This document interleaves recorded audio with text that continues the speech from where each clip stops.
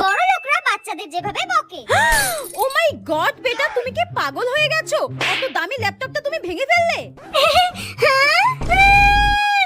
মম, তুমি আমাকে বকলে।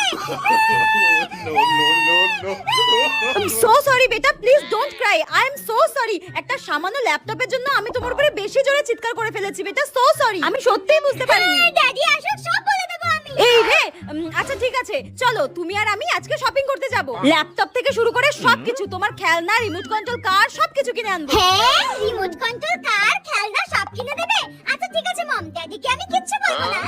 আমার মা যেভাবে বকে। তুই কান্না বন্ধ করলি নাকি তোর এই কান্নার উপরে আরো দুঘা খন্তির বাড়ি মারবো? না, কান্না থামাবো না। দেখবি তুই? ইচ্ছা মতো পিটিয়ে নিয়ে এখন বলছে খাবি চ।